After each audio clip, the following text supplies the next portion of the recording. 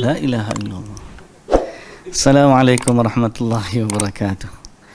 Bismillahirrahmanirrahim. Alhamdulillahi rabbil alamin, wassalatu wassalamu ala asyrafil anbiya'i wal mursalin, nabiyyina Muhammadin wa ala alihi wa sahbihi ajma'in. Rabbi syrah li sadri wa yassir li amri wahlul 'uqdatan min lisani yafqahu qawli, amma ba'du.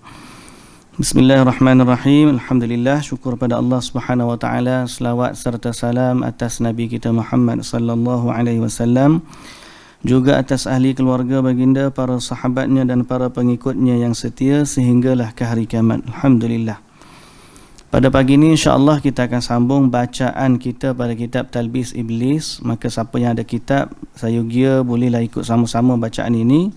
Siapa yang tak ada kitab boleh dengar betul-betul perkataan-perkataan yang telah diterjemahkan oleh penterjemah kita ni dari kitab Talbis Iblis, ringkasan Talbis Iblis yang asalnya ditulis oleh Ibnul Jauzi rahimahullah. Jadi kita membahaskan satu kitab berkaitan dengan tipu daya iblis untuk kita tahu selok-belok tipu daya. Dalam kita belajar ni pun masih lagi kita diuji oleh Allah Subhanahu wa taala untuk selamat daripada tipu daya iblis. Lalu kita berlindung kepada Allah Azza wa Jalla daripada tipu daya mereka dengan kita kata a'udzubillahi minasyaitonir rajim, dan kita minta hidayah dari Allah Subhanahu wa taala untuk kita diberi petunjuk dalam setiap amal ibadah kita. Sebab kita dah sebut sebelum daripada ni bahawa tipu daya iblis ni ada macam-macam. Ada satu bentuk tipu daya, dia memesongkan manusia daripada ibadah yang benar kepada maksiat. Orang daripada ibadah, dia tinggalkan ibadah pergi kepada maksiat. Ada juga tipu daya iblis daripada ibadah pergi kepada mubahat, iaitu perkara yang benda-benda yang harus tapi mensia-siakan waktu. Dan ada juga tipu daya iblis daripada perkara ibadah yang afdal kepada ibadah yang kurang afdal, ataupun ibadah yang sebenarnya bukan ibadah. Itu juga tipu daya iblis. Dia pesongkan kita daripada amalan-amalan yang sunnah, amalan-amalan yang sahih daripada Nabi sallallahu alaihi wasallam, dia sibukkan kepada amalan-amalan yang tidak ada asalnya dalam agama, yang hanya manusia pandang dia sebagai baik tapi tidak ada kebaikan pada Al-Quran dan juga sunnah pada amalan tersebut. Jadi itu sebahagian daripada bentuk tipu daya iblis. Kita berlindung dengan Allah daripada tipu daya iblis, dan tidak ada yang boleh menyelamatkan kita di saat kita nak beramal ibadah sesuai dengan petunjuk agama, melainkan kita letak satu penanda aras, kayu ukur untuk bandingkan apa yang Nabi sallallahu alaihi wasallam ajar dan apa yang tidak Nabi sallallahu alaihi wasallam ajar. Sehingga kita tidak akan nampak kebatilan sesuatu ajaran atau amalan, sehingga kita bandingkan dengan Al-Quran dan juga As-Sunnah. Sebab tu Al-Imam Syafi'i rahimahullah, dia kata kalau dia tengok orang berjalan di air atau terbang di udara sekalipun, dia tak akan kata orang tu hebat, sehingga dia bandingkan orang tersebut dengan apa yang ada dalam Quran dan juga Sunnah Nabi sallallahu alaihi wasallam. Kenapa? Kerana tipu daya iblis itu sangat dahsyat. Antara tipu daya iblis yang kita bincang pada minggu lepas dengan Ustaz Adli, di mana ada orang kadang-kadang bila baca Quran, jin tu gelepah. Jin tu apa? Menggelepar, menggelupur. Lalu orang kata, hebatnya Tok Guru ni, bila dia baca jin tu menggelupur. Kata Ustaz Adli, saya tanya dia satu soalan je. Kenapa Nabi SAW baca Quran, jin datang dengar tak menggelupur? Allah Ta'ala sebut dalam Quran, Qul uhiya ilayya annahu istama'a nafarum minal jinni faqalu inna sami'na Qur'anan ajaba. Waktu Nabi baca, jin datang. Jin kata, inna sami'na Qur'anan ajaba. Kami dengar sesuatu bacaan yang sangat-sangat menakjubkan. Kenapa jin tidak menggelupur waktu Nabi baca Quran? Kenapa jin tidak menggelupur waktu sahabat-sahabat baca Quran? Tapi jin menggelupur bila ada orang yang mana bacaan dia bukan betul pun dari sudut bacaan yang benar. Amalan-amalan dia tidak betul pun pada sudut Al-Quran dan juga As-Sunnah. Tapi bila dia baca Quran, menggelupur. Jawab dia salah satu daripada dua. Pertama, jin tu nak menipu. Jin tu nak menipu. Nak menunjukkan kepada orang bahawa ustaz tu hebat. Okey? Lalu jin tu menaikkan darjat orang-orang jahil ni, keliling-keliling dia akan tertipu dengan apa yang yang pertama, jin tu menipu, menampakkan orang tu hebat. Yang kedua, orang keliling dia tu tertipu, lalu dia akan ambil amalan-amalan yang tak betul daripada orang yang baca tadi. Sedang Nabi SAW tak. Nabi baca, jin datang dengar. So dia kata sebenarnya ruqyah ni tak semestinya jin tu menggelupur apa. Kita baca Quran, jin akan lari, dia akan hilang. Kadang-kadang kita kata dia baca tak jadi. Tak jadi pada kita di sisi Allah Azza wa Jalla. Jin tu mungkin tak boleh ganggu dah dia. Bila kita kata a'udzubillahi minasyaitanir rajim, jin tak boleh nak ganggu. Kita tak nampak pun menggelupur, tapi di sisi Allah, Allah akan jaga orang yang berlindung dengan nama Allah daripada gangguan iblis. Jadi di situ kita kena letak satu penanda aras. Kita nak tengok agama tu betul ataupun tidak, kita kena kembali kepada syariat yang benar sesuai dengan kehendak Allah Subhanahu wa taala. Pagi tadi juga kita sebut tentang dua bentuk iradah, iradah kauniyah dan iradah syar'iyah. Iradah kauniyah ni kehendak Allah dari sudut kejadian, dan iradah syar'iyah ni kehendak Allah dari sudut syariat. Allah berkehendak ada orang jahat, ada orang baik, ada orang ni. Allah juga berkehendak ada orang beriman, tidak beriman, ada orang menyeleweng, ada orang benar. Allah berkehendak begitu. Sehingga Allah juga berkehendak umat ni akan berpecah kepada 73 golongan. Lebih dahsyat daripada perpecahan Yahudi, lebih dahsyat daripada perpecahan Nasrani. Yahudi 71, Nasrani 72, umat Islam sampai 73. Yang menyelamatkan kita dari sudut kehendak Allah Subhanahu wa taala, iradah kauniyah memang begitu. Tapi dari sudut syariatnya, Allah Taala nak kita memposisikan diri kita di zaman fitnah tu berlaku. Nabi SAW kata, فَإِنَّهُ مَنْ يَعِشْ مِنْكُمْ فَسَيَرَ اخْتِلَافًا كَثِيرًا. Siapa yang panjang umur di kalangan kamu akan mendapati perselisihan yang banyak. Banyak sungguh selisih. Akhir-akhir ni kita akan nampak macam dalam bulan Ramadan yang penuh dengan keberkatan ini, ada usaha-usaha orang yang nak menghidupkan satu ajaran agama yang telah difatwakan sesat sebelum daripada ni. Mereka berusaha bersungguh-sungguh untuk membatalkan, untuk mengubah keputusan fatwa selama tidak melanggar dengan syariat Allah dan Rasul. Padahal terang-terangnya perkara tersebut bertentangan dengan syariat Allah dan juga Rasul. Mereka sungguh-sungguh, umat ni akan berpecah. Ada orang akan lari daripada petunjuk Nabi SAW, dan dia sangka apa yang dia buat lebih baik daripada Nabi SAW. Kalaupun dia tak sebut pada sudut bahasa apa yang dia buat lebih baik daripada petunjuk Nabi SAW, tapi bahasa badan dia, bahasa interaksi dia menunjukkan bahawa dia boleh kompromi kalau orang tinggalkan sunnah, tapi dia tak boleh kompromi kalau orang tinggalkan ajaran tok guru dia. Itu menunjukkan dia memuliakan apa yang datang daripada guru dia lebih daripada Rasulullah SAW. Walau dia tahu apa yang diajar tu tak ada pun sandaran daripada Al-Quran dan juga As-Sunnah. Umat ni akan berpecah. Tapi Nabi SAW ingatkan, فَإِنَّهُ مَنْ يَعِشْ مِنْكُمْ فَسَيَرَ اخْتِلَافًا كَثِيرًا. Siapa yang panjang umur di kalangan kamu akan mendapati perselisihan yang banyak. Di saat itu Nabi ajar posisi kita macam mana. Di zaman berlakunya perpecahan, memposisikan diri kita. Kita tak boleh nak elak dah orang berpecah. Sebab itu sudah iradah kauniyahnya Allah. Allah berkehendak. Nabi minta dengan Allah pun Allah tak kabulkan untuk umat dia tidak berpecah. Tapi Nabi ajar kepada kita apa posisi kita di saat berlakunya fitnah-fitnah sebegini. Dan kata Nabi SAW, فَعَلَيْكُمْ بِسُنَّتِي وَسُنَّةِ الْخُلَفَاءِ الرَّاشِدِينَ الْمَهْدِيِّينَ. Berpegang teguhlah dengan sunnahku dan sunnah para khulafa'ur rasyidin selepasku. Gigitlah dia dengan gigi geraham. Addu 'alaiha bin nawajid. Itulah dia jalan keselamatan yang ada, yang ditinggalkan oleh Nabi SAW sebagai bekalan buat umat ini menuju kepada akhir zaman. Mudah-mudahan kita diberi petunjuk oleh Allah Subhanahu wa taala, diberi keselamatan dalam beragama, dan kita berusaha untuk memahami seluk-beluk tipu daya iblis melalui kitab kita Talbis Iblis. Tipu daya iblis. Kebanyakan orang yang menampakkan kesalehan tetapi mereka ditipu oleh iblis.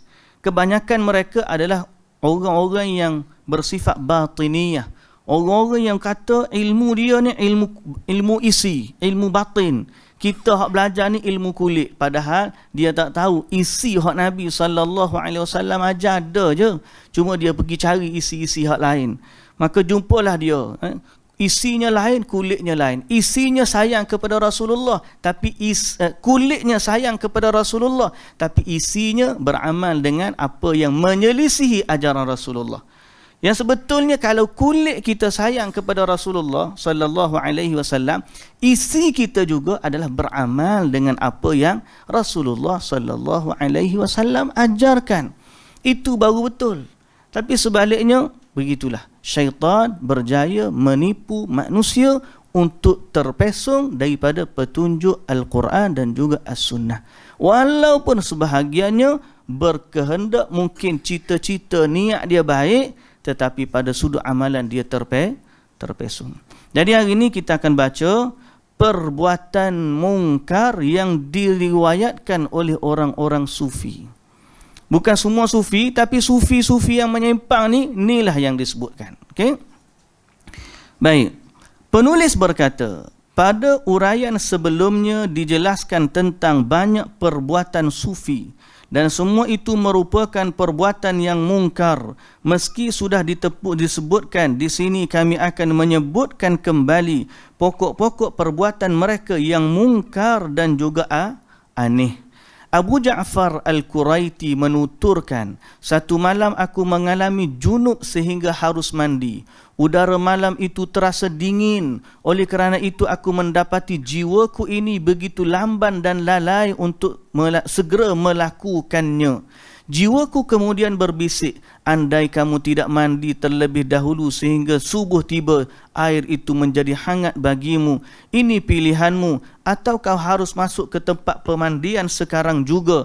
Apabila bukan pilihan pertama, berarti kamu telah membebani diri sendiri.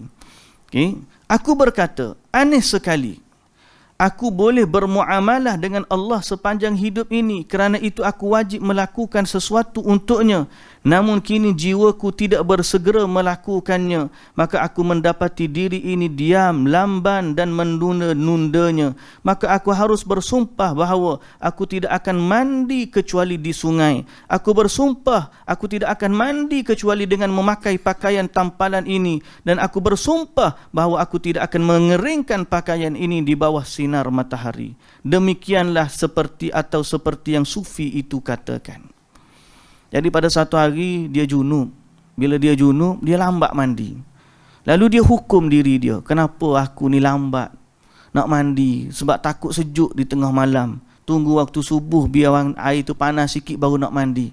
Lalu dia kata, aku bersumpah dah lepas daripada ni, aku tak akan mandi kecuali di sungai. Aku bersumpah dah lepas ni, aku tak akan mandi melainkan dengan pakaian aku yang aku berada junub ni, lamban ni. Dan aku tak akan mandi, aku tak akan keringkan baju aku ni di atas sinaran matahari. Dia bersumpah dalam usaha mentaati Allah, dalam usaha mengganti sifatnya yang konon-konon tadi, melambatkan mandi junub, dan dia rasa benda tu salah. Boleh faham? Itu pemikiran sufi. Lalu dia kata, aku berkata, penulis ni kata, Ibnul Quraiti sengaja menuturkan kisah pribadinya untuk menunjukkan perbuatan baik. Beberapa orang menukilkan ini untuk menjelaskan keutamaannya, padahal amalan ini murni merupakan kebodohan. Murni ini makna betul-betul bodoh. Amalan ini betul-betul merupakan kebodohan belaka, kerana dia telah derhaka kepada Allah dengan amalan yang diperbuatnya tersebut. Hanya kalangan orang awam yang bodoh sahaja yang kagum pada perbuatan seperti ini, bukan ulama. Orang awam je kata hebat, tapi ulama kata ini bukan hebat. Sebab siapa saja tidak boleh menyiksa diri sendiri. Kenapa siapa perikat kita nak berazam tak akan mandi kecuali berendam dalam sungai yang sejuk? Tak akan mandi kecuali dengan pakaian yang masih ada, dan tak akan keringkan pula baju tersebut sehingga biarlah dia kering, dia tubuh, tak akan jemur di matahari. Itu merupakan penyeksaan diri yang tidak diminta oleh Allah dalam agama. Tapi orang bodoh kata, hebatnya untuk wali itu. Okay? Itu merupakan bentuk talbis iblis. Si malang itu justru menghimpun berbagai jenis siksaan atas dirinya sendiri. Mulai dari yang pertama, menceburkan diri ke dalam sungai yang sejuk. Kemudian menceburkan diri dengan mengenakan baju tambalan yang membuatnya tidak berleluasa bergerak, dan boleh jadi air tidak mencapai lekukan-lekukan tubuhnya lantaran tebalnya pakaian yang dia kenakan. Kalau mandi pula pakai baju yang tanpa baju tebal dia tu, boleh jadi nak gosok kawasan-kawasan tubuh yang sepatutnya dia mandi, tak kena. Baik. Kemudian, bertahan selama sebulan dengan pakaian yang basah sehingga membuatnya tidak bisa tidur dengan nyenyak. Semua perbuatan itu merupakan kekeliruan dan dosa. Tidak menutupi kemungkinan tindakan itu menyebabkan dirinya sakit, malah menyebabkan dia meninggal dunia. Islam tak suruh macam tu. Tapi yang dibuat apa? Konon-kononnya itu amalan sufi. Dari Hamad bin Ahmad bin Abdullah Al-Asbahani, dia berkata, isteri Ahmad bin Hadrawaih membebaskan suaminya Ahmad dari kewajipan memberi mahar dengan syarat dia dibawa mengunjungi Abu Yazid Al-Bistami. Abu Yazid pun membawa isterinya menuju Abu Yazid. Ahmad pun membawa isterinya menuju Abu Yazid. Isterinya duduk di hadapan Abu Yazid dengan menyingkap wajah. Saat Ahmad berkata kepada isterinya, aku melihat sesuatu yang aneh darimu. Kenapa engkau singkap wajahmu di hadapan dia? Isteri menjawab, kerana tatkala aku melihatnya, bahagian-bahagian jiwaku hilang, dan setiap kali melihatmu, bahagian-bahagian jiwaku kembali. Saat hendak pergi, Ahmad berkata kepada Abu Yazid, berilah aku wasiat. Abu Yazid menasihatkan, belajarlah kemurahan hati dari isterimu. Oh, dahsyat. Ya?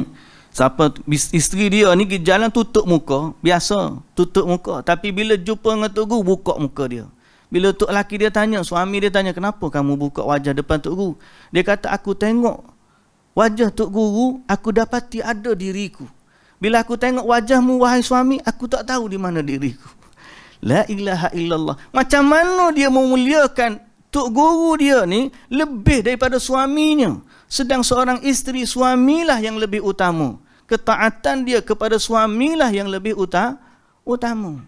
Baik, pelik. Penyimpangan sufi berkait fizik dan juga harta. Dari Yusuf bin Al-Husain, dia menceritakan Ahmad bin Abdul Hawari terikat perjanjian dengan Abu Sulaiman bahawa Ahmad tidak akan pernah melanggar apapun yang diperintahkan oleh Abu Sulaiman. Satu ketika, jadi daripada seorang tu dia ada ikatan perjanjian, aku tak akan langgar pun apa perintah. Ni kadang-kadang jenis bai'ah macam ni ya. Bila dia masuk satu kumpulan, dia bai'ah Tok Guru dia tu lebih seolah-olah dia bai'ah Nabi. Apa saja Tok Guru dia perintah, dia tak akan canggah Tok Guru dia, seolah-olah perintah Tok Guru dia tu adalah wahyu seperti mana Nabi. Jadi ni berlaku. Dia kata apa? Abu Sulaiman dia Ahmad bin Abdul Hawari terikat perjanjian dengan Abu Sulaiman bahawa Ahmad tidak akan pernah melanggar apapun yang diperintahkan oleh Abu Sulaiman. Satu ketika Ahmad datang pada saat Abu Sulaiman sedang berbicara di majlis. Ahmad bertanya, kami sudah menyalakan tungku, apa perintahmu? Abu Sulaiman tidak menjawab sehingga Ahmad mengulanginya lagi pertanyaan. Pada kali ketiga Abu Sulaiman memerintahkan, kembalilah lalu masuklah ke dalam tungku. Tanpa membantah, Ahmad pun menuruti perintah Abu Sulaiman ini. Tidak lama setelah itu Abu Sulaiman berkata kepada seseorang, susulilah dia, antara aku dan dia kami terikat satu perjanjian bahawa dia tidak boleh melanggar apa saja yang kuperintahkan atasnya. Abu Sulaiman pun pergi bersama jamaahnya. Mereka menghampiri tungku tadi dan mendapati Ahmad sedang duduk tepat di tengah-tengahnya. Abu Sulaiman kemudian meraih tangan Ahmad, mengangkat tubuhnya sehingga boleh berdiri. Ajaibnya tubuhnya tidak terkoyak sedikit pun. Oh, dahsyat tuan-tuan. Faham tak cerita ni? Tak faham kan sebab tak ada buku. Kalau ada buku mesti faham. Ni, nanti cerita ni. Ada seorang sufi dia cerita. Bila bai'ah Tok Guru dia ada satu perjanjian. Dia tak akan langgar apa hak Tok Guru dia bagi tahu. Maka satu hari, dia tengah mengajar. Tok Guru dia nama Abu Sulaiman. Anak murid dia nama Ahmad bin Abdul Hawari. Okay? Dia pun duduk ngajar Abu Sulaiman ngajar. Masa dia ngajar tu, anak murid dia suruh dah anak murid ni pergi menyalakan api. Tungku tempat bakar api lah, tungku api. Kamu pergi nyalakan api. Lepas daripada tu, tengah-tengah mengajar ni, anak murid mari tu, guru siap dah api tu. Jadi Tok Guru tak ngajar, tak berhenti ngajar. Dia tanya lagi, Tok Guru siap dah api, lepas ni nak buat apa? Tok Guru ngajar lagi. Sampai kali ketiga Tok Guru kata, Tok Guru nak buat apa lagi? Mungkin masuk dalam tuku tu. Tok Guru tu kata.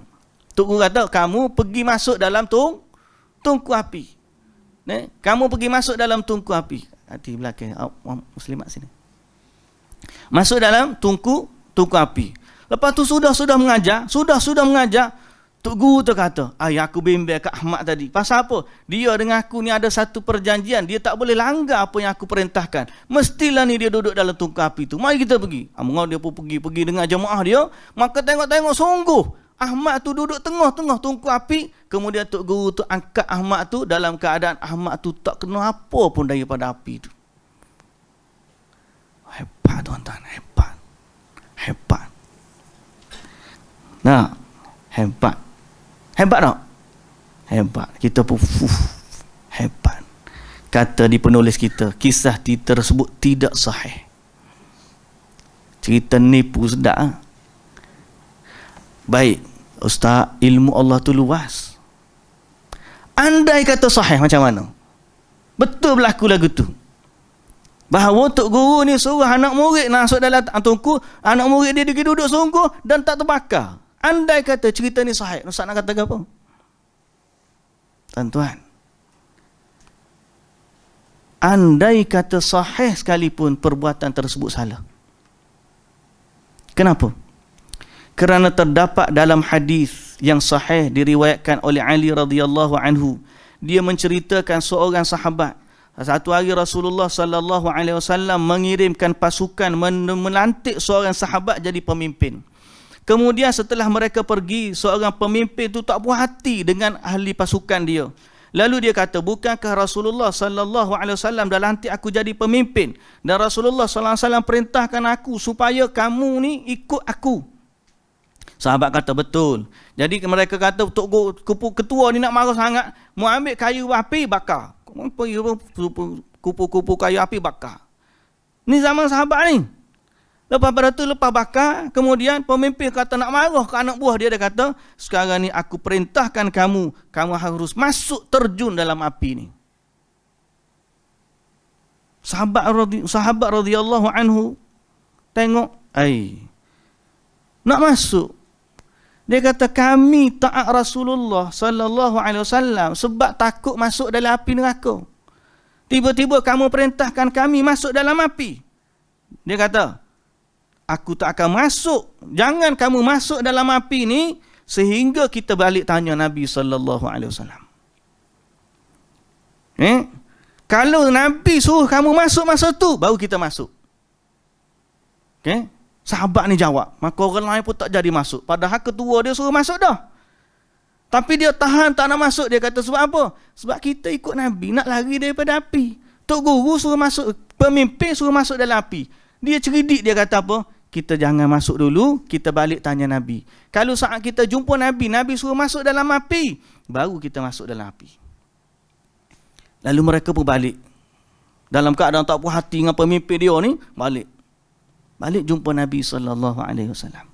Kata Nabi sallallahu alaihi wasallam, dia pun cerita Nabi apa yang berlaku dalam perjalanan, dan pemimpin dia orang ni suruh masuk dalam api sebab berlaku persengketaan di tengah-tengah perjalanan. Jawab Nabi sallallahu alaihi wasallam, "Lau dakhaltumuha ma kharajtum minha abada, innamat ta'atu fil ma'ruf." Dalam hadis riwayat sahihain Bukhari dan Muslim, sangat-sangat sahih hadis ni. Nabi kata, kalau kamu masuk dalam api tersebut, kamu tidak akan keluar buat selama-lamanya. Sesungguhnya taat itu berlaku hanya dalam perkara ma'ruf. Jadi bandingkan hadis Nabi dengan kisah sufi tadi. Kita kata tadi, hebat anak murid dia, pergi duduk tengah tuku api, tak kesan apa pun. Kalau pun betul cerita tu, dia telah menyelisihi hadis Nabi sallallahu alaihi wasallam. Kerana Rasulullah sallallahu alaihi wasallam melarang seorang itu mencampakkan dirinya pada kebinasaan. Tapi bila bunyi cerita hak pelik-pelik tu, wali-wali, Allahu Akbar, kita berasa wow cerita dia, wow. Tapi wow tu sebenarnya adalah dusta atau menyelisihi syariat. Lagi, Abdullah bin Ibrahim Al-Jazari berkata, Abul Khair Ad-Du'ali bertutur, satu hari aku duduk dekat dengan Khair An-Nasaj. Seorang wanita datang menghampirinya lalu berkata, kembalikan sapu tangan yang pernah kuberikan kepadamu. Baiklah, kata Khair. Dia pun menyerahkan sapu tangan itu kepada perempuan tersebut. Berapa upahnya? 2 dirham. Jadi dia kata, sekarang ni aku tak bawa duit sedikit pun. Sebenarnya aku sudah berkali-kali datang kemari tapi tidak melihatmu. InsyaAllah besok aku datang bawa uang, kata wanita tersebut. Faham tak cerita? Tak faham lagi? Pasal tak ada buku. Dia kata, kisah seorang sufi ni, An-Nasaj. Nasaj ni orang yang menenun, tukang tenun. Nasaj ni. Nama dia Khair An-Nasaj. Khair An-Nasaj ni dia buat khidmat tenunan, jahitan. Jadi ada orang seorang mari bagi sapu tangan. Seorang wanita bagi kat dia sapu tangan, suruh bagi sapu tangan tersebut ataupun suruh jahit kau. Dan dia kata apa? Aku dah bagi kepada kamu sapu tangan aku, mana sapu tangan? Maka Khair pun bagilah, hak bagi. Berapa upah dia? 2 dirham. Wanita tersebut kata, sebenarnya aku tak bawa duit. Selama ni aku mari dah banyak kali tapi kamu tak ada. Hari ni aku mari mu ada, cuma aku tak bawa duit pula. Jadi macam mana? Khair kata, wanita kata, esoklah aku mari bawa duit. Kata Khair, kalau kamu datang esok, tiba-tiba aku tak ada, maka campaklah duit itu ke sungai. Sampaklah duit itu ke sungai. Sesudah pulang nanti, aku akan ambil duit itu. Wanita tersebut tanya, macam mana mu nak ambil duit itu dalam sungai? Khair kata, pertanyaan tu tak ada faedah. Mu jangan tanya macam mana aku ambil. Mu campak je. Jangan tanya untuk guru royak ni. Buat je. Maka Abul Husain kata, esoknya wanita tersebut datang. Tiba-tiba memang sungguh Khair tu tak ada. Bila tak ada, dia pun ambil secarik kain berisi 2 dirham. Kerana tidak melihat Khair, dia pun campak 2 dirham dengan kain berbukuh tu, campak dalam sungai. Tanpa diduga, ada seekor binatang keluar, ambil kain tadi, tenggelam dalam sungai. Tak lama kemudian, Khair pun tiba. Marilah. Dia pun buka pintu kedai milik dia. Lepas tu dia duduk tepi sungai nak berwuduk. Tiba-tiba binatang ambil diri tadi mari semula, bawa kain tersebut. Kemudian, dia bui. Lepas tu ada seorang tengok peristiwa tersebut. Dia berpesan, Syekh, hak kamu tengok hari ni, mu jangan cerita kepada orang selama aku masih hidup. Selama aku masih hidup, jangan cerita ni kat orang. Mau tidak mau, aku harus memenuhi permintaannya itu. Jadi hak jo cerita ni kata, aku tak cerita selama dia hidup cerita ni. Bila dia mati, baru aku berani cerita. Biasa dengar kan? Lafaz macam ni kan? Biasa dengar, jangan cerita kat orang ni, benda pelik ni. Lepas dia mati baru dia cerita. Kita pun dia hebat. Wow lagi. Kata penulis, mustahil kisah ini sahih. Penulis kata, ikut akal biasa, mustahil sahih. Tak akan ada binatang boleh khidmat gitu. Kalau ikut masa zaman kita lah. Binatang pula dalam air. Kalau anjing hok jaga tu boleh jadi. Mencapak sini anjing tu jaga, dia tahu dah hak mana. Ni binatang hak lain. Kata dia, mustahil sahih cerita ni. Tapi kalau pun sahih, kita terimalah cerita ni boleh jadi betul. Ilmu Allah tu kan luas. Baik, kalau nak hujah ilmu Allah tu luas juga, kita ada lagi satu kaedah. Kita bandingkan dengan sunnah yang sahih. Kalau betul cerita tak lain, wow tu, boleh terima kalau terima. Betul ke tak betul Tok Guru tu? Jawapan dia, adapun jika kisah ini sahih, kandungan kisah ini melanggar syariat. Kerana syariat memerintahkan kita menjaga harta. Dan kisah ini di dalamnya menyia-nyiakan harta. Campak dalam sungai, nanti ada. Sifat tu bertentangan dengan syariat. Kalau ada orang suruh kita campak harta kita di sungai, nak campak, tak boleh. Bertentangan dengan syariat. Baik bagi orang miskin terus. Baik. Dinyatakan dalam sahih bahawa Nabi SAW melarang umatnya menyia-nyiakan harta. Maka tidak perlu dihiraukan perkataan siapa pun yang menyebut kejadian seperti ini sebagai satu karamah, kerana karamah tidak mungkin berlaku pada perkara yang melanggar syariat. Dari Ali Abdul Rahim, dia bercerita, satu hari aku bertamu di tempat An-Nuri dan melihat dua kakinya bengkak. Maka aku pun menanyakan hal itu kepadanya. Dia menanggapi, jiwaku memintaku makan kurma kering, tapi aku menolaknya. Akan tetapi jiwaku tidak mahu mengikuti penolakanku. Akhirnya aku pergi untuk membeli buah itu. Saat aku makan, aku berkata kepada jiwaku, bangunlah lalu salatlah. Namun jiwaku menolaknya, sehingga aku mengatakan, demi Allah, aku tidak akan duduk di tanah selama 40 hari kecuali saat tasyahud. Tuan-tuan, faham tak cerita ni sekali lagi? Tak faham pula. Kisah seorang sufi yang mana dia sebenarnya tahan diri dia daripada makan makanan yang sedap. Sebab biasanya sufi ni dia tahan diri daripada makanan-makanan yang sedap. Lalu satu hari jiwa dia berkeinginan nak makan kurma kering. Kurma. Al-Kisah dia pun kata, wahai diri, janganlah makan kurma, janganlah makan benda sedap-sedap ni. Tapi jiwa dia nak juga. Akhirnya dia patuh kepada tuntutan jiwa dia. Dia pun pergilah beli kurma makan. Lepas dia makan kurma, rasa jadi berat nak semayang, jadi malah nak semayang. Lalu dia hukum diri dia. Biasanya orang dok main ilmu kejiwaan ni begitu lah. Dia pun hukum diri dia. Dia kata, demi Allah, aku hukum dia aku takkan duduk di atas tanah selama 40 hari kecuali dalam keadaan tasyahud. Maknanya nak tasyahud dia duduk. Kalau apa yang lain daripada tasyahud, nak diri, tak duduk. Okey. Hebat amalan dia. Hebat amalan dia. Tapi penulis kita berkata, sebab kita ada penanda ukur. Ukuran kita sunnah Nabi. Sebab tu saya sebut pagi tadi, kita ni dalam mana-mana amalan kena ada kayu ukur. Kayu ukur kita, Allah ni ada dua kehendak. Iradah kauniyah, iradah syar'iyah.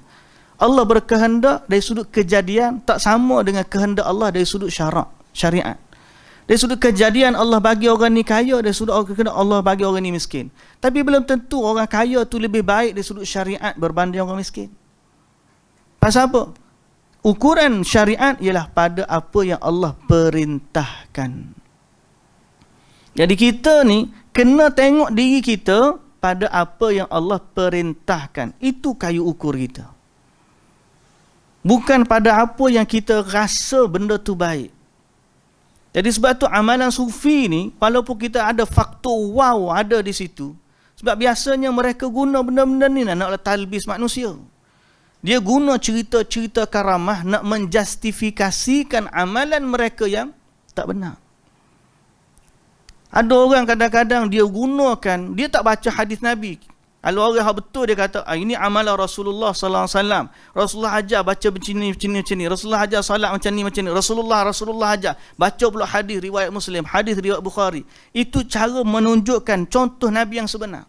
Tapi ada orang talbis dia macam mana? Amalan ni orang dulu aja, Allahumma salli ala Muhammad wa ala Muhammad. Tok guru kata gini baca 11 kali surah ni, Allahumma salli ala Muhammad wa ala Muhammad. Wah gini pula 11 kali, Allahumma salli ala Muhammad wa ala Muhammad. Orang sangka dia baca benda Nabi. Tapi hak Nabi nya selawat tu je. Hak dia kata amalan tu bukan hak Nabi. Nampak tak? Sehingga akhirnya orang kata betul lah dia tu. Tengok tu. Kita bila kata-kata Rasulullah sallallahu alaihi wasallam bersabda, Rasulullah sallallahu alaihi wasallam ajar. Bila kita selawat, kita kait dengan nama Nabi dan kita kait dengan perkataan Nabi, kita kait dengan perbuatan Nabi sallallahu alaihi wasallam. Dia tak diajar kalau datang angin ribut, tiba-tiba datang angin ribut yang kuat, Allahumma salli ala Muhammad wa ala ali Muhammad, bacalah ayat Quran. Wa in yamsaskallahu bidurrin, ada ayat Quran yang betul lah.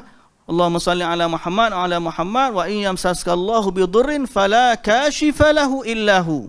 Itu ayat Quran yang betul. Tapi Allahumma salli ala Muhammad wa ala Muhammad Wa in yamsaskallahu bidurrin falsimpanglah. Allahumma salli ala Muhammad wa ala ali Muhammad. Jadi orang nampak apa? Itu adalah packaging, talbis, tanpa merujuk siapa fulan bin fulan. Walaupun kita kata tahu belaka, cuma bukan maksud kita nak sebut fulan bin fulan. Kita nak sebut ialah bentuk tipu daya iblis. Datang dengan cerita karamah, cerita pelik-pelik, tapi dia ajarkan perkara tu bertentangan dengan syariat. So di mana penentangan cerita tadi? Hak cerita tadi pertama apa dia? Seksa diri. Hak cerita kedua menyia-nyiakan harta. Semua bertentangan dengan syariat. Walaupun kita nampak wow. Kemudian lagi cari. Dari Ali bin Abdul Rahman, dia bercerita, satu hari aku bertamu ke tempat An-Nuri dan melihat dua kakinya bengkak. Maka aku pun menanyakan hal itu kepadanya. Dia menanggapi, jiwaku memintaku memakan kurma kering. Lepas tu tak nak salat, tak nak duduk melainkan tasyahud.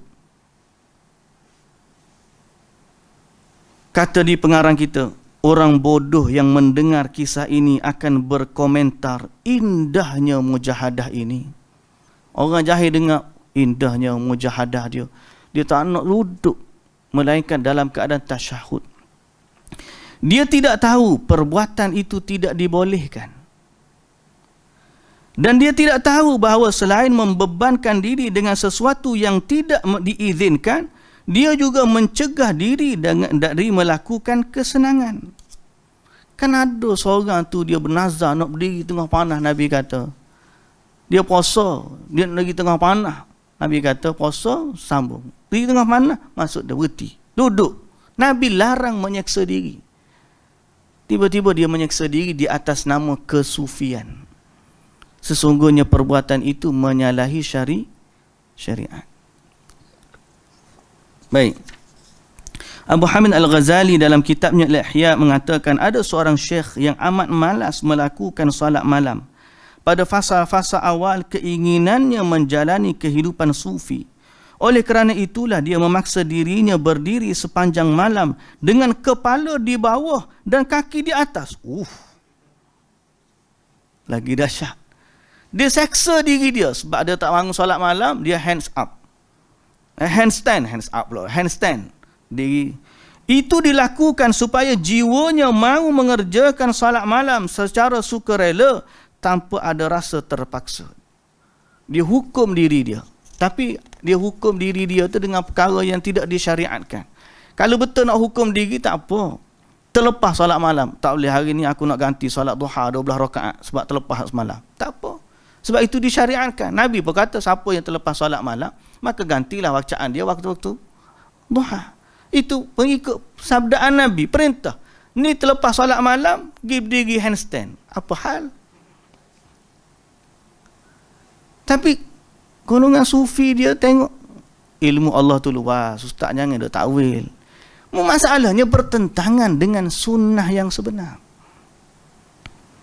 Ada juga yang mengatasi rasa cintanya terhadap harta dengan menjual seluruh asetnya, lalu membuang hasilnya ke laut. Tindakan itu dilakukan kerana khawatir kalau harta tersebut dibagikan kepada orang-orang, maka dia pun akan dicap sebagai pribadi yang murah hati. Di samping itu dia khawatir akan berbuat riak sampai membahagi-bahagi hartanya kepada mereka. Dia tertipu dengan harta. Harta dia banyak. Macam mana aku nak berlepas diri daripada harta? Buang di laut. Kenapa tak bagi ke orang? Tak boleh. Nanti aku riak pula. Nanti aku riak sebab apa? Habis itu perbuatan di laut. Buang di laut itu tidak bertentangan dengan syariat. Ada Nabi suruh ke buang harta ke laut? Dia kata tak boleh. Nanti orang panggil aku permurah pula. Bagi semua harta. Baik aku campurkan ke laut supaya tidak digelar dermawan dan supaya tidak datang sifat riak kepada diri aku. Itu alasan sufi yang menyimpang. Sedangkan perbuatan buang harta di laut itu adalah perbuatan yang ditegah oleh syarak. Nampak tak? Penganut sufi selainnya sengaja menyewa orang lain untuk mencela dirinya di khalayak ramai supaya jiwanya terbiasa untuk bersikap sabar. Ada pula pergi upah orang. Kamu nanti pergi cela aku tengah ramai-ramai. Aku nak tengok diri aku ni sabar setara mana. Tak perlu. Kenapa nak upah orang supaya cela kita? Kita upah dia buat maksiat pula. Ada Nabi suruh ke perintah agama mencela orang? Nabi larang. Kita bayar upah pula suruh cela. Ajaib. Bahkan ada yang berlayar pada musim sejuk dengan menggunakan perahu. Meskipun tahu waktu itu ombak lautan akan menggulung-gulung dengan dahsyatnya. Tindakan itu dia lakukan agar menjadi seorang pemberani. Penulis rahimahullah berkata, menurutku yang paling aneh dari mereka adalah si penutur. Macam mana mungkin dia ceritakan benda tu dalam keadaan dia tidak mengingkarinya? Orang jawab tu, dia tak ingkar pun, malah dia kagum. Dia kata, aku paling hairan ialah orang yang bawa cerita ni. Siapa sebenarnya yang bawa cerita-cerita macam ni? Dia bawa dalam keadaan dia tidak mengingkari cerita tersebut. Sedangkan cerita tadi bertentangan dengan hadis-hadis Nabi yang sahih. Sebelum mengungkapkan kisah-kisah tersebut, Syekh Abu Hamid Al-Ghazali menekankan, Syekh selayaknya memerhatikan kondisi murid. Jika si murid itu terlihat mempunyai harta yang melebihi keperluan sehari-harinya, Syekh harus mengambil harta milik dia lantas mengalihkan untuk kebaikan. Syekh harus benar-benar mengosongkan hati si pemurid itu dari harta agar tidak meliriknya lagi. Jika pemula murid terlihat dikuasai kesombongan, Syekh harus menyuruhnya pergi ke pasar menjadi kuli serta peminta-minta. Hal itu dilakukan secara rutin. Jika pemula itu, murid tadi, terlihat menganggur, maka Syekh mesti menyuruhnya membersihkan tempat penampungan air, menyapu tempat-tempat kotor, membersihkan diri di dapur dan tempat penuh asap. Jika murid itu terlihat rakus, Syekh harus bersikap tegas dalam menyuruhnya berpuasa. Jika pemula ini masih bujang dan syahwatnya tidak teratasi dengan puasa, maka Syekh menyuruhnya berbuka dengan air sahaja tanpa roti. Adapun pada malam berikutnya dengan roti saja tanpa air, selain harus melarang dia makan daging sama sekali. Dia nak ajar ilmu-ilmu kesufian. Orang yang mula-mula nak mengaji ilmu sufi ni, nak didik jiwa ni macam mana. Lalu Tok Guru dia kata apa? Kita tengok anak murid kita tu macam mana. Kalau ada harta, Tok Guru ambil harta dia tu, tinggalkan kepada dia hanya cukup. Jadi kalau mari sekolah, ustaz, bawa berapa duit? Duit ada RM100 ustaz, awak perlu RM10, RM90, mari ke ustaz. Pasal apa? Awak anak murid mula-mula ni tak boleh terikat dengan dunia, nanti tak ngaji, tak masuk ilmu, pasal dunia ada dalam hati. Awak mari duit RM90, sipai RM10. Tak? Alasan dia nak menyucikan jiwa. Tok Guru pun ambil harta RM90. Gimana? Dia sedekah ke mana-mana lah. Kalau dia sedekah, kalau tak sedekah, tak tahulah lah macam mana. Satu. Kemudian Tok Guru dia kata apa? Kalau tengok sombong, suruh dia pergi ke pasar, jadi peminta sedekah di pasar. Nak latih diri jadi sufi. Ada Nabi ajar macam tu. Nak dekat diri kepada Allah, nak sucikan jiwa kita, kena pergi meminta-minta dengan orang. Ada Nabi ajar? Nabi tak pernah ajar. Kemudian dia kata, kalau kita tengok menganggur, kalau dia tengok tak ada kerja dia ni, suruh dia pergi cuci-cuci tandas dan sebagainya. Ni kita kata okey lah. Pasal apa? Pasal nak latih diri dia ni supaya tidak sombong. Cuci tandas tu pun okey jugalah. Lepas tu dia kata, kalau dia terlihat rakus, suka makan je. Tengok pergi anak murid kita ni, sekali lagi makan, shell out. Kali lagi makan, roasted chicken. Kali lagi makan, gapo lagi. Macam-macam. Maka kita ajar dia puasa. Nak suruh dia didik jiwa dia. Betul dah. Tapi dia kata, kalau jiwa dia tak itu juga dengan puasa, latih dia supaya berbuka dengan roti dan air saja. Kalau jiwa dia tak itu lagi, bagi roti saja, jangan air. Ada sampai ke tahap tu, disyariatkan begitu. Sedangkan Nabi SAW, memang Nabi tak pernah kenyang dengan roti. Tapi ada waktu, kalau makanan tu ada, makanlah. Kan? Kemudian dia kata, selain itu jangan bagi dia makan daging. Kenapa kita nak mengharamkan apa yang Allah halalkan? Lalu dia kata apa? Aku hairan. Macam mana dia mungkin menyuruh semua tindakan yang menyalahi syariat itu? Bagaimana mungkin dia membolehkan orang berdiri dengan kepala di bawah, kaki di atas, sehingga darah mengalir terbalik yang berisiko menjadi penyakit otak? Bagaimana mungkin dia boleh membuang harta di lautan, sedang Nabi melarang menyia-nyiakan harta? Bagaimana mungkin seorang boleh mencela orang mukmin tanpa sebab yang dibenarkan syariat? Bagaimana mungkin seorang boleh upah orang lain untuk cela dirinya sendiri? Bagaimana mungkin dia merisikokan dirinya semata-mata nak latih diri dengan tawakal, pergi ke ombak yang penuh dengan badai, dengan perahu yang mungkin boleh terbalik? Bagaimana mungkin dia suruh orang pergi minta-minta di pasar, jadi peminta sedekah untuk latih diri dia dekat dengan Allah? Sedangkan jalan-jalan syariat sudah ada. Jalan-jalan syariat sudah ada. Nabi ajar kita zikir, Nabi ajar kita puasa, Nabi ajar kita hadis-hadis jangan sikap sombong. Nabi suruh kita pergi buat baik dengan anak yatim, Nabi suruh buat baik kepada orang miskin. Nabi suruh bermasyarakat, Nabi suruh buat baik kepada orang tua, macam-macam syariat. Pagi tadi ada orang tanya ustaz lah. Kebetulan kita ngajar, setelah daripada ngajar kita ajarlah dalam tu zikir Nabi yang sahih, yang baik, fadilat dia berganda bulan Ramadan ni, kalau boleh jangan tinggal. Antara zikir pagi, subhanallahi wa bihamdihi adada khalqihi wa ridha nafsi wa zinata arsyihi wa midada kalimati. Dia tanya ustaz, dia kata ustaz, kalau kita dah habis tu pahala besar tu, boleh tak kita rasa tak pada dengan 3 tu, kita buat lebih lagi? Dia kata gitu. Dia tanya ustaz, boleh tak? Ustaz sebut tadi Nabi sebut 3, boleh tak kalau lepas habis 3 saya nak tambah lagi, sebab saya rasa pahala dia besar? Saya kata kalau dah habis 3 tak payah tambah, kita ada package lain dalam zikir pagi ni. Kita ada subhanallahi wa bihamdihi 100 kali. Kita ada la ilaha illallah wahdahu la syarika lah, lahul mulku wa lahul hamdu wa huwa ala kulli syai'in 100 kali. Kita ada istighfar 100 kali. Kita ada subhanallah, selawat lagi. Kalau habis semua sekali, kita ada Quran nak apa, berapa juzuk nak baca Quran. Jadi kenapa kita dok fikir nak tambah benda hak ni? Nabi hak tak suruh. Nabi suruh baca 3 kali, sedangkan ada perintah lain lagi hak Nabi suruh ni. Kalau kita dok nak tambah, kita lari daripada track yang Nabi sallallahu alaihi wasallam ajar. Walaupun fadilat tu besar, tapi Nabi ajar 3 sebab dalam agama ada package ibadat yang banyak. Tak? Sebab tu kadang-kadang ada orang nak ajak manusia zikir yang tidak diajar oleh Nabi sallallahu alaihi wasallam. Kononnya lebih beradab dengan Allah. Kononnya itu adalah benda yang disyariatkan. Walaupun Nabi tak ajar, dia kata zikir hu ni adalah dhamir. Dhamir ni kerana kita ni beradab dengan Allah, kita tak sebut nama Allah. Kita tak guna pun dhamir anta. Sebab bila kita kecek dengan Allah, kalau kita sebut anta ni macam biadab dengan Allah.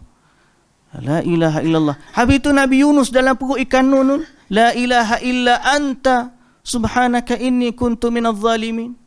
Tak beradab ke? Habis itu Nabi Muhammad sallallahu alaihi wasallam waktu Nabi ajar penghulu istighfar, Allahumma anta rabbi la ilaha illa anta khalaqtani wa ana abduka wa ana ala ahdika wa wa'dika mastata'tu a'udzu bika min syarri ma sana'tu abu'u laka bi ni'matika alayya wa abu'u bi dhanbi faghfir li fa innahu la yaghfiru dhunuba illa anta. Nabi tak beradab dengan Allah. Nabi tak ajar guna kalimah sehingga kita nak ada huwa hu atas alasan kita beradab dengan Allah. Itu ke syariat? Itu bukan syariat lagi dah. Kita telah menyimpang ataupun tergelincir daripada syariatnya Nabi Muhammad sallallahu alaihi wasallam. Di sinilah tugas para ulama. Al-ulama warathatul anbiya. Ulama pewaris Nabi, dia akan pertahankan apa yang Nabi sallallahu alaihi wasallam ajar. Package ibadat Nabi dah ada. Hak dia mau kata kulit, hak tu, hak ni, hak isi. Isi hak Nabi pun ada. Macam mana nak sampai darjat tazkiyatun nafs, penyucian jiwa? Dalam hadis ada. Nabi SAW pun ajar penyucian jiwa. Tak semestinya bila kita nak jadi seorang yang suci jiwanya, mesti jadi seorang tasawuf sufi. Tidak. Ahlu hadis adalah orang yang lembut jiwanya. Ahlu hadis orang yang menangis kerana Allah. Umar Al-Khattab radhiyallahu anhu sampai terbeknih, lekat bekah pipi dia ni kerana senantiasa menangis kerana takut kepada Allah. Umar radhiyallahu anhu bekah air mata melekat pipi kerana senantiasa menangis kerana takut kepada Allah. Tak cukup dengan hadis Nabi sallallahu alaihi wasallam. Tapi ketahuilah iblis ni menipu orang jahil macam. Dia seolah-olah main bola yang boleh dilambung ke kanan ke kiri. Kerana kejahilan orang, dia tak ada penanda aras, kayu ukur yang menilai apa kehendak Allah dari sudut syariat yang sebenar. Maka wujudlah amalan-amalan pelik yang kita sebutkan tadi. Menyeksa diri, suruh jadi peminta sedekah. Pergi hantar anak-anak murid duduk di pasar-pasar malam, pegang tabung, duduk je anak murid. Pasal apa? Nak ajar sifat tawaduk, kita jangan sombong. Ada Nabi SAW ajar gitu. Pada mak puak atar dia untuk Nabi hafal Quran. Mak puak atar dia untuk belajar agama.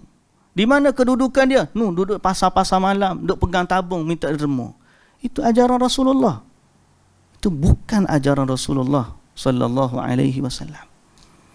Kita kena tahu apa yang Nabi sallallahu alaihi wasallam nak, dan apa yang Nabi ajar mesti berselari dengan wahyu Allah. Itulah juga yang Allah Taala nak. Sebaliknya apa yang Nabi sallallahu alaihi wasallam tidak ajarkan, dia tidak akan selari dengan kehendak Allah. Kerana tidak ada yang tahu kehendak Allah dari sudut syarak, al-iradah asy-syar'iyyah, tidak ada yang tahu kehendak Allah dari sudut syariat melainkan Nabi sallallahu alaihi wasallam yang mendapat wahyu dari Allah Subhanahu wa taala. Tu hati-hati dengan tipu daya iblis. Muslimin dan muslimat yang dirahmati Allah. Sambung lagi. Dari Al-Hasan bin Ali Ad-Damaghani, dia berkata, ada seorang dari Bistam yang selalu menghadiri majlis Abu Yazid. Beliau tidak pernah absent. Tak pernah ponteng lah. Tak pernah ponteng. Satu ketika dia berkata, wahai guru, sejak 30 tahun ini aku terus berpuasa dan mengerjakan solat malam. Wahai guru, aku dah puasa dengan solat malam berterusan selama 30 tahun. Aku juga telah meninggalkan berbagai syahwat. Akan tetapi aku tidak juga merasakan sesuatu yang engkau sebut itu di dalam hati ini. Aku puasa 30 tahun tu, tapi aku tak jumpa rasa dalam hati yang kamu sebut selama ni. Abu Yazid berkata kepadanya, andai engkau berpuasa selama 300 tahun, solat malam selama 300 tahun, namun kamu tetap seperti yang aku lihat saat ini, kamu tidak akan mendapati sedikit pun ilmu. Kata Tok Guru dia. Ilmu apa Tok Guru dia ada ni? Mu puasa 300 tahun pun, mu ibadat 300 tahun pun, kamu tak akan dapat ilmu ni kalau mu dah tahap ni lagi. Macam mana pula dia kata? Mengapa demikian wahai guru? Jawab guru dia, kerana jiwa engkau terhalang. Maka orang tu meminta nasihat, apa solusinya agar tabir penghalang tersebut boleh hilang? Dia kata, ya, solusinya ada jalan keluar, ada penyelesaian. Tapi kamu tidak akan pernah mahu menerimanya. Anak murid kata, tak apa Tok Guru, aku pasti menerima dan mengamalkan apa pun yang Tok Guru bagi tahu. Semata-mata nak sampai darjat Tok Guru sebut tu. Selama ni 30 tahun amat tak sampai lagi. Tok Guru kata 300 tahun pun tak sampai. Selama kamu masih begini. Sebab apa? Jiwamu terhalang. Habis tu aku nak agak apa Tok Guru? Tok kata kamu tak akan sanggup. Aku sanggup Tok Guru. Apa pun aja. Sehingga aku boleh sampai darjat tu. Lepas tu Tok Guru kata, sekarang juga pergilah ke tukang bekam. Cukurlah rambut dan janggutmu. Lepaskanlah pakaianmu. Gantilah dengan baju panjang. Kalungkan satu bekas di lehermu. Isilah buah bekas itu dengan buah badam. Lantas kumpulkan anak-anak kecil di sekelilingmu ucapkanlah dengan suara yang keras, anak-anak, siapa yang mau menamparku dengan keras, maka aku akan memberinya buah badam ini. Masuklah ke pasar, tempat kamu akan dielok-elokkan, akan diolok-olokkan. Faham tak? Faham tak? Tok Guru dia kata, kamu nak sapa darjat 300 tahun semaya tak sapa lagi. 300 tahun puasa tak sapa lagi. Sebab jiwamu terhalang. Macam mana nak ubat? Gini. Mu ambil satu bekah, gantung di tekak, pergi ke pasar, cari tempat budak-budak, kata ke budak-budak, siapa mari tanpa aku akan kebagi buah ni satu. Kamu pergi ke pasar pula, tempat orang akan menghina, mengolok-olokkan kamu. Pasal nak latih jiwa ni jangan jadi sombong. Orang sufi dia mikir gitu. Kita tak nafi. Sombong tu tak baik. Tapi jalan menghilangkan kesombongan mesti datang melalui jalan yang disyariatkan. Mendengar perintah Abu Yazid, orang tu menyahut, wahai Abu Yazid, subhanallah, engkau berkata demikian kepada orang sepertiku. Patutkah aku melakukan apa yang engkau sebutkan itu? Dia kata, Tok Guru, tak okay, aku nak gitu. Tok Guru jawab, ucapanmu tadi yakni subhanallah termasuk orang-orang yang mengandungi kesyirikan. Mu jawab gitu, kamu sesungguhnya telah syirik. Tok Guru jawab pula. Dia kata, bagaimana pula syirik, Tok Guru? Dia kata, kerana kamu telah membesarkan dirimu, maka kamu mensucikan dia. Kamu rasa jiwamu tu tak mungkin untuk kamu mengagungkan dia. Itu adalah perbuatan syirik, Tok Guru kata. Dengar lagu tu, dia kata, wahai Abu Yazid, aku tak boleh. Tunjuk benda lain yang aku boleh kerjakan. Lalu dia kata, lakukan yang ini dulu sebelum amalan lain, sehingga wibawamu jatuh dan jiwamu terhina. Setelah itu baru aku bagi tahu amalan mana yang sesuai dengan kamu. Tuan-tuan, nak didik jiwa. Betul lah. Sebab tu dia kata, kalau nak didik jiwa ni kena masuk tasawuf. Orang kata. Sebab dia kata, dia sangka kalau tak ada amalan-amalan macam ni, jiwa tak akan jadi suci jiwa. Tapi dia lupa, orang yang paling baik jiwa dia Nabi SAW. Orang yang paling baik jiwa dia Abu Bakar As-Siddiq, yang baca Quran menangis, yang qiyamul lail menangis. Tapi dia bukan menangis kerana takut kepada Allah, tapi dia menangis kerana benda-benda lain. Dia kelaparan, dia kesejukan, dia menyeksa diri dia supaya datangnya tangisan. Dia menyeksa dirinya supaya datangnya rasa harapan. Tapi sebenarnya dengan ilmu yang kita ada, dengan hadis-hadis yang Nabi SAW, cukup untuk kita mendatangkan rasa takwa kepada Allah Subhanahu Wa Taala. Agama ni datang dengan panduan syariat, bukan dengan amalan-amalan yang rekaan sangkaan kita. Suruh masuk pasar biar orang tampar muka kita, semata-mata nak suruh kita ni jadi tidak sombong. Agama ajar macam tu. Agama tak pernah ajar. Malah Nabi SAW larang kita pukul muka. Nabi larang kita pukul muka. Kita boleh pergi orang suruh orang tampar kita. Syariat. Ajaibnya manusia. Apa yang menjadikan mereka begitu? Kerana mereka tak pernah tahu Nabi SAW larang pukul muka. Dia tak belajar hadis. Dia tak tahu syariat yang sebenar. Sebab tu banyak orang ditalbis oleh iblis kerana dia tak tahu asal syariat tu macam mana. Lalu dia sangka jalan-jalan ni benar, padahal menyalahi syariat. Lalu dia kata, boleh tak aku buat amalan lain? Abu Yazid tidak mau berkompromi. Dia kata, aku tak boleh buat macam tu, Tok Guru. Abu Yazid kata, aku kata dah tadi, orang seperti kamu tak akan buat macam tu. Aku kata dah, kamu tak akan sampai, walaupun kamu buat ibadat 300 tahun pun, kamu tak akan sampai ke tahap ni penyucian jiwa seperti yang aku sebut ni. Padahal dia tak tahu, kalau solat, puasa, itulah dia penyucian jiwa yang sebenar. Orang buat kerana Allah. Orang buat kerana takut kepada Allah. Kita kadang-kadang kita mikir sombong tu pada bila ngorang. Kita lupa di saat kita buat gitu, kita sedang sombong dengan Allah. Mana lebih bahaya, sombong dengan manusia dengan sombong dengan Allah? Sombong dengan Allah ialah apa yang Allah perintahkan kita berpaling daripadanya. Apa yang Allah larang kita pergi langgar. Inilah dia. Allah atau Nabi SAW larang pergi pukul muka. Yang kamu suruh pergi tu buat apa? Ajaib. Okey? Penulis berkata, Alhamdulillah, nasib baiklah syariat kita tidak ikut hawa nafsu seperti apa yang mereka buat.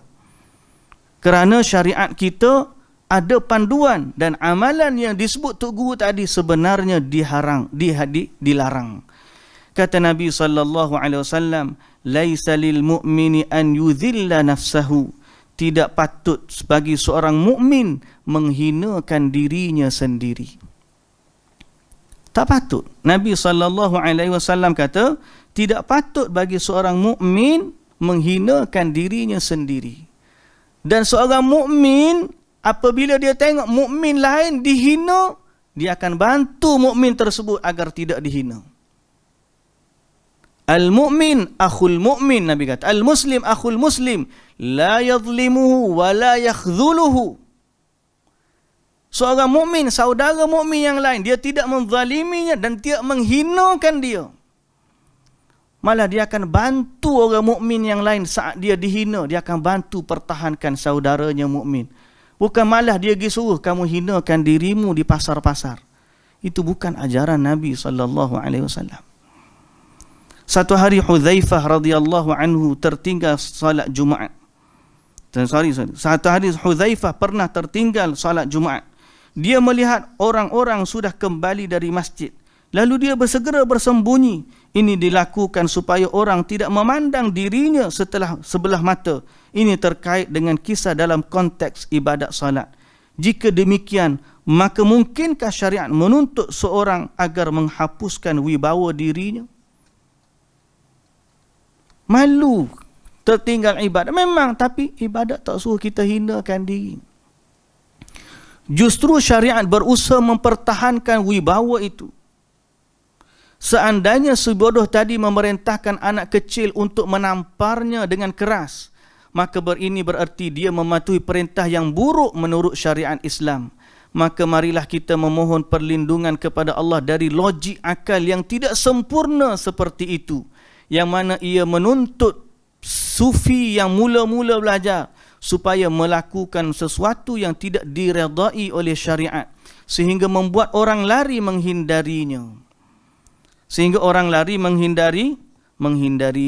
Abu Hamid berkata lagi dari Yahya bin Mu'adz, dia berkata bahawa dia menceritakan, aku bertanya kepada Abu Yazid, apakah kamu pernah meminta ma'rifat kepada Allah? Abu Yazid menjawab, berat baginya memberi makrifat kepada selainnya. Apakah kamu pernah minta makrifat kepada Allah? Dia kata berat bagi Allah untuk bagi makrifat kepada selain daripada Allah. Ibnul Jauzi berkata, jawapan kepada perkataan tadi, pernyataan Abu Yazid ini termasuk pengakuan kebodohan. Kerana jika yang dimaksudkan adalah ma'rifatullah secara garis besar, juga bahawasanya ia ada serta menyandang berbagai sifat, sejatinya hal itu telah diketahui oleh setiap Muslim. Maka jika dia membayangkan bahawa ma'rifatullah adalah melihat atau mengetahui hakikat zat Allah, berarti dia tidak mengenal Allah. Abu Hamid pun menuturkan lagi bahawasanya Abu Turab An-Nakhshabi berkata kepada seorang muridnya, apa andai kamu melihat Abu Yazid sekali sahaja, itu lebih bermanfaat bagi kamu daripada melihat Allah 70 kali. Gila. Ni gila dah ni. Mu tengok wajah Tok Syekh ni sekali, lebih baik daripada kamu tengok Allah 70 kali. Dia tak tahu ke tengok Allah tu sebesar-besar nikmat syurga. Sebab tu dalam kebodohan ini ada satu jarum yang halus. Jarum yang halus dia apa dia? Ialah memperrekehkan syariat yang sebenar. Ni waktu orang duduk nak kempen zikir zikir Allah, zikir macam-macam hak tidak syariat ni. Ada kata boleh, ada orang defend gila-gila punya defend. Sebenarnya dalam bahasa yang tidak disebutkan, ia terada padanya jarum yang halus bahawa mereka menganggap orang yang berpada dengan syariat Nabi sallallahu alaihi wasallam sebenarnya tidak cukup tinggi iman dia.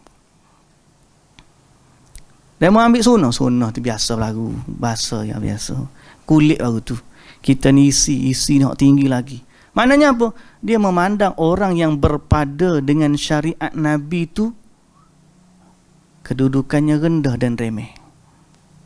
Ini jarum yang halus. Dia lagi power. Kenapa dia nak perlu kepada benda-benda macam tu? Tak cukup dengan syariat Nabi sallallahu alaihi wasallam. Itu bahaya. Bahaya. Nabi sallallahu alaihi wasallam kata, "Faman raghiba an sunnati falaysa minni." Siapa yang tak suka kepada sunnahku, berpaling daripada sunnahku, apa kata Nabi sallallahu alaihi wasallam? Dia bukan dari kalangan aku. Pak kita nak kembali jumpa dengan Allah, siapa akan jadi saksi kita di hadapan Allah? Siapa akan jadi saksi kita di hadapan Allah? Nabi pernah menangis ayat ni. Dalam hadis yang sahih, Nabi sallallahu alaihi wasallam suruh Abdullah ibn Mas'ud radhiyallahu anhu baca Quran. Abdullah ibn Mas'ud kata, Rasulullah, takkan aku nak baca Quran tu turun padamu ya Rasulullah. Jawab Rasulullah sallallahu alaihi wasallam, bacalah, aku suka nak dengar daripada orang lain. Maka Abdullah ibn Mas'ud baca ayat. Baca surah An-Nisa daripada awal. Sampailah pada ayat.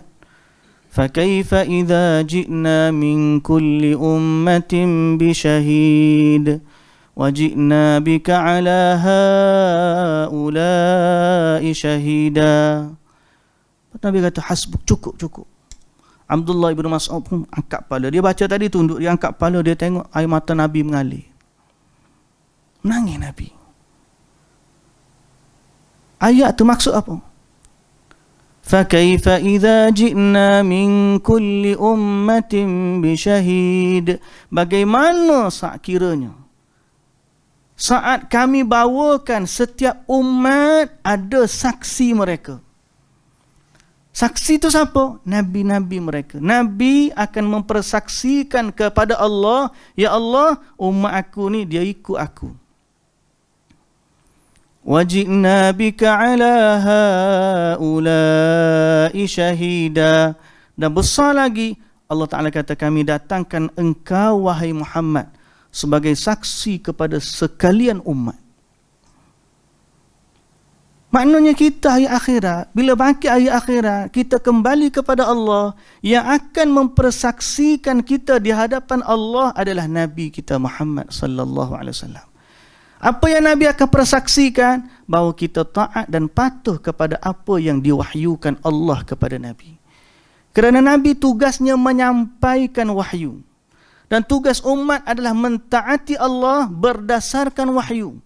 Dan bila kembali kepada Allah, Allah akan tanya Nabi, bagaimana umat ni terhadap kamu? Sebab tu kita akan ditanya, man rabbuka, wa ma dinuka, wa man nabiyuka. Siapa Tuhanmu? Allah. Apa Islam kamu? Islam. Apa agama kamu? Islam. Siapa Nabi kamu? Umat Nabi Musa jawab, Nabi Musa Nabi aku ikut dia, selamat dia. Umat Nabi Isa kata, Nabi Isa Nabi aku ikut dia, selamat dia. Umat Nabi Muhammad kata, Nabi Muhammad Nabi aku ikut dia, selamat. Tapi kalau Nabi yang kata, man raghiba an sunnati falaysa minni, Nabi yang declare, Nabi yang dipanggil apa? Disown. Nabi yang disown dia orang. Nabi kata, falaysa minni, bukan dari kalangan aku. Kita nak ngaku apa depan Allah Azza wa Jalla? Nabi disown orang macam ni. Falaysa minni, bukan dari kalangan aku. Faman raghiba an sunnati, orang yang tak suka kepada sunnahku, petunjukku, pergi kepada perkara lain daripada sunnah. Kamu nak menghadap Allah, bawa Tok Syekh kamu sebagai saksi. Silalah. Kalau itu yang boleh menyelamatkan kamu dari azab Allah, tafadhal. Kita tak boleh halang, perpecahan akan berlaku dalam umat ini lebih banyak daripada perpecahan Yahudi dan Nasrani. Tapi tugas kita adalah memposisikan diri kita agar sama dengan ajaran Nabi sallallahu alaihi wasallam dan tidak menyelisihi ajaran baginda sallallahu alaihi wasallam. Itu tugas kita. Dan nak buat kita tak boleh nak kata apa. Allah pun, Allah biarlah. Telah muncul macam-macam ajaran sesat sebelum daripada ni. Macam-macam. Khawarijnya, Murji'ahnya, Qadariyahnya, Mu'tazilah, Jahmiyah. Macam-macam lah. Di mana mereka? Akhirnya hilang. Yang kekal sampai akhir zaman adalah sunnatullah atau sunnah Rasulullah sallallahu alaihi wasallam. Di situ kita beragama. Di situ stand kita. Semoga Allah selamatkan kita daripada talbis iblis. Boleh dia kata tengok kepada wajah tok guru dia sekali lebih baik daripada tengok Allah 70 kali. Gila ke apa? Ini ibarat dalam kitab ni tuan-tuan. Bukan kita rekod dah. Ibarat dalam kitab ni. Ya, aku berkata, penulislah Ibnul Jauzi kata, ini beberapa tingkat lagi atas daripada gila. Bukan kata gila biasa-biasa dah. Ibnul Jauzi kata dalam kitab ni, aku berkata, ini beberapa tingkat atas lagi dari status gila. Oh gila pun tak kata lagu tu. Tengok ketuk guru dia 70 kali lebih baik daripada tengok Allah. Kata Ibnul Jauzi, lagi gila daripada orang gila ni. Tapi inilah yang ada. Walaupun kita hari ni tertawa bila kita kena dengar kegilaan ini, tapi akan ada orang yang ambil benda ni jadi pengikut dia setia. Likulli saqitin laqitin. Orang Arab kata apa? Setiap benda jatuh akan ada orang yang kutip. Setiap orang yang tak betul tetap juga ada pengikut. Kita kata tak logik, ada orang mikir, kita kata tak logik, akan ada pengikut. Malah follower dia mungkin lebih banyak daripada follower yang ikut sunnah Nabi sallallahu alaihi wasallam. Nama figure kita tak perlu sebut. Figure-figure ni, watak-watak macam ni setiap zaman akan ada. Setiap zaman akan ada.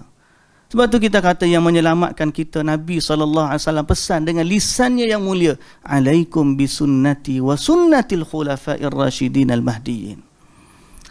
Mudah-mudahan Allah menyelamatkan kita semua. Sambung lagi.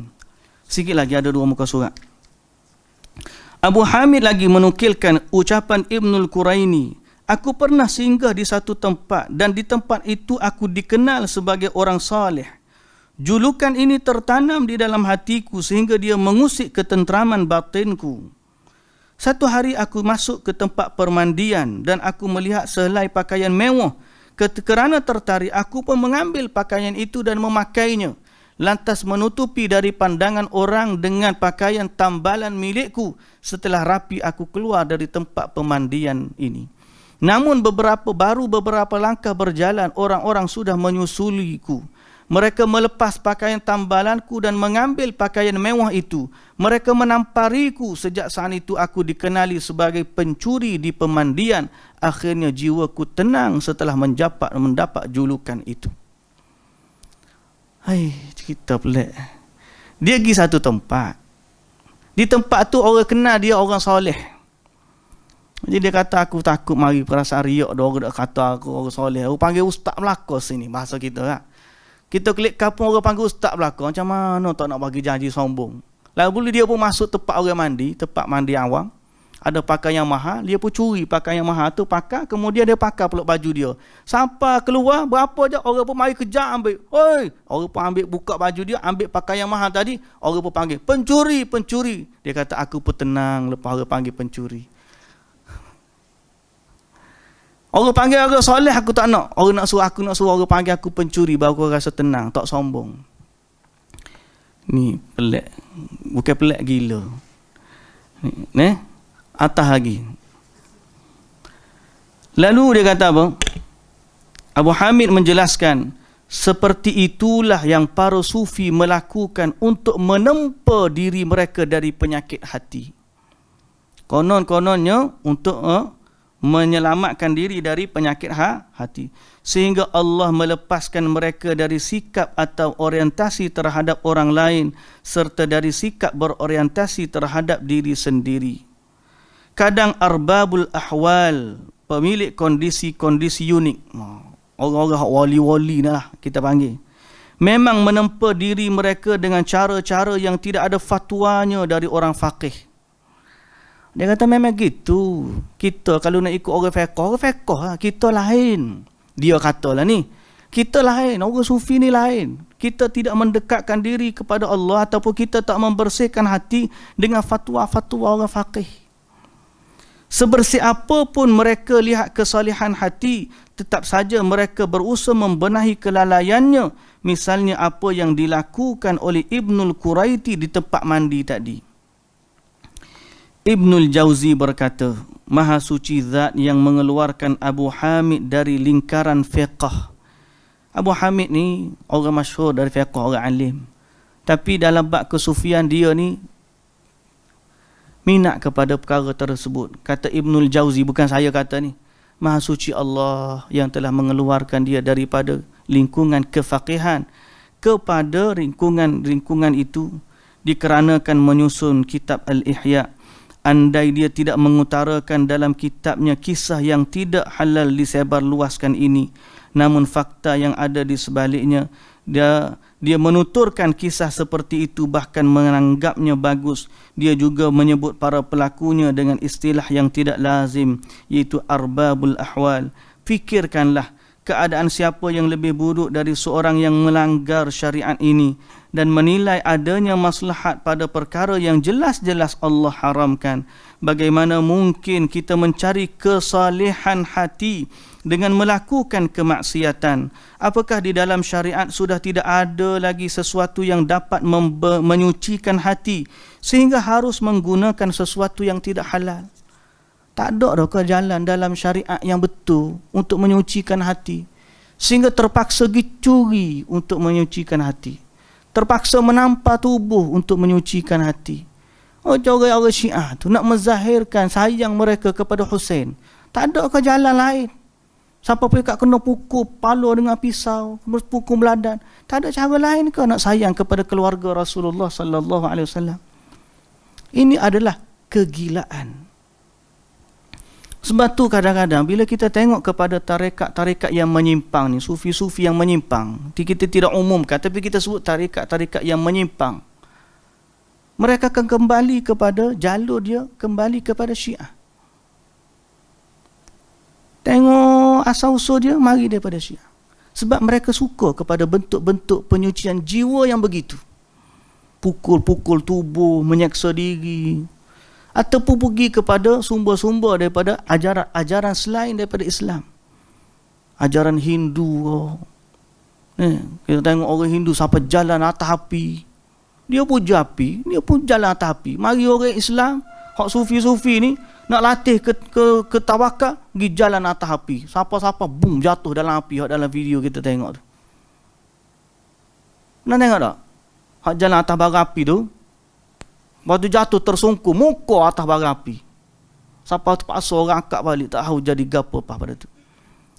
Ini semua benda yang tidak diajar oleh Allah dan Rasul. Andai kata kita berpada dengan apa yang diajar oleh Allah dan Rasul, sudah cukup untuk sampai kepada darjat yang tidak sombong dengan Allah Subhanahu wa taala. Tapi masalahnya dia anggap dia tidak sombong dalam keadaan dia lupa dia sedang mengingkari perintah Allah. Maka itulah kesombongan yang lebih besar. Itu sombong dengan Allah. Allah suruh dia langgar. Allah suruh dia tak buat, Allah larang dia langgar. Bukankah itu kesombongan? Lalu macam mana dia merawat diri dari kesombongan terhadap manusia? Nak lari daripada orang panggil dia saleh, sebab manusia panggil dia saleh, tapi dia sanggup langgar perintah Allah dengan mencuri. Boleh lagu tu. Inilah tipu daya iblis. Okay? Ia sama seperti yang diperbuat pemimpin yang zalim yang memutuskan hubungan dengan orang yang tidak harus diperlakukan demikian. Bahkan membunuh seorang yang tidak boleh dibunuh menurut syariat dengan dalih ia termasuk dalam lingkup kebijakan. Bagaimana atau dari sisi manakah seorang Muslim bisa atau boleh melakukan sesuatu hal yang membuat dirinya disebut pencuri oleh masyarakat? Bolehkah seseorang yang beriman berniat melemahkan agamanya sendiri terkait dengan kualiti diri? Ada seorang kawan, dia terlibat dengan amalan-amalan macam ni lah. Kawan saya tu hafiz Quran. Waktu dia belajar pak saya dulu, sekolah, antara orang yang kita kata Masya Allah, rajin buat amal ibadat. Tapi setelah daripada dia sambung pengajian, dia pergi ke satu tempat. Dia pergi kepada kumpulan yang memang Tok Guru universiti pun larang.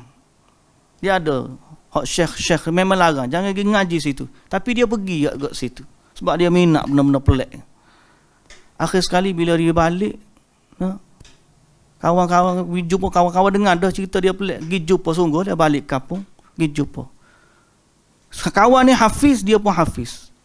Pergi jumpa tu, tengah dia sambut kawan dia yang hafiz ni, tetamu dia ni, dia isap okok. Tak okok. Kawan ni terkejut.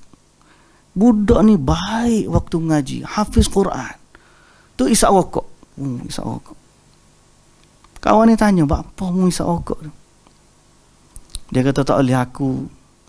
Kalau tak isap ni, jadi makam tu terlebih tinggi. Jadi kena isap juga sikit supaya rendahkan di makam tu. Real story. Kisah benar. Kawan saya tu hidup lagi. Dua-dua tu hidup lagi. Real story. Macam mana? Ada tak dalam agama satu perintah untuk mengurangkan darjat beragama? Ada tak?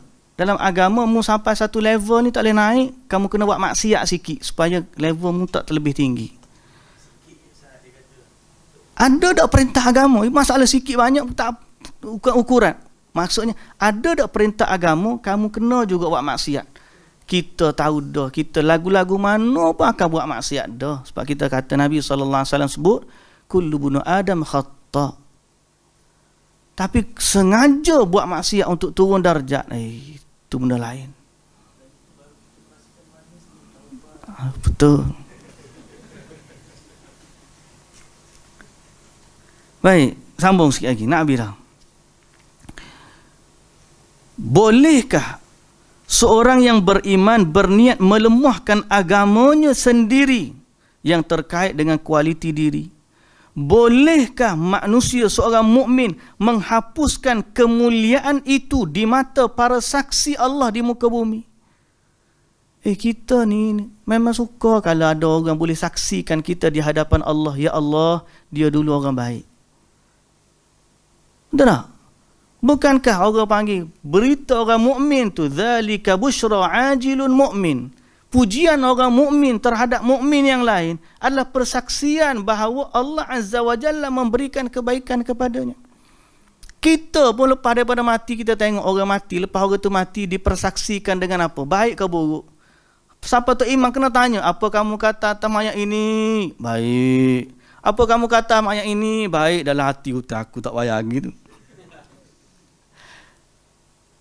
Tiba-tiba sengaja mempersaksikan diri dengan kemaksiatan, dicuri, lari daripada darjat kesalihan supaya orang gelar dia pencuri. Apa dia anggap hari akhirat nanti Allah bangkit hari akhirat orang akan bersaksi, ya Allah aku tengok dulu dia curi atas dunia. Dia nak lagu tu. Menyalahi syariat. Walaupun tujuannya dia seolah-olah kata, ni nak suruh hati jadi tidak sombong. Kamu nak orang saksi di akhirat nanti, kamu ni ahli maksiat. Biarlah orang tak tengok kita buat ibadat. Kurang-kurang orang tak tengok juga kita buat maksiat. Ni dok, suruh orang tengok kita maksiat. Isap rokok depan orang. Sengaja supaya darjat tu turun. Islam ajar macam tu.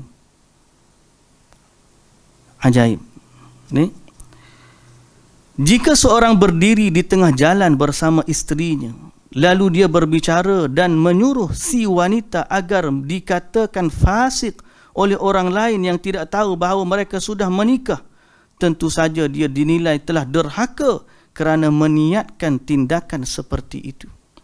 Kalau dia tak upah pun, digoyak ke bini dia, kita pergi sapa tengah jalan, mencacilah abang, makilah, supaya orang nampak kita ni tak baik sangat.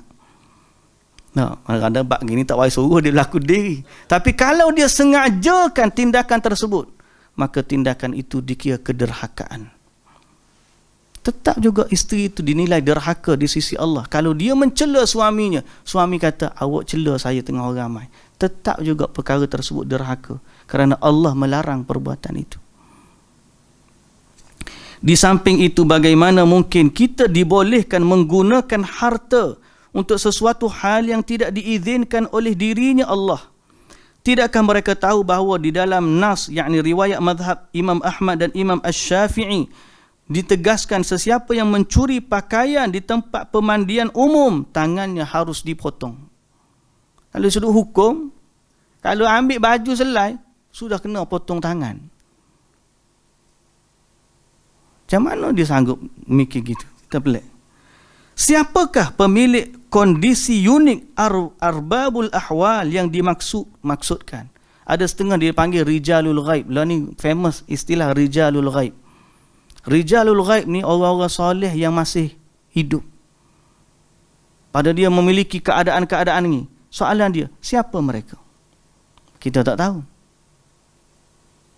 Lepas tu, macam mana kita nak ikut dia? Kita tak tahu.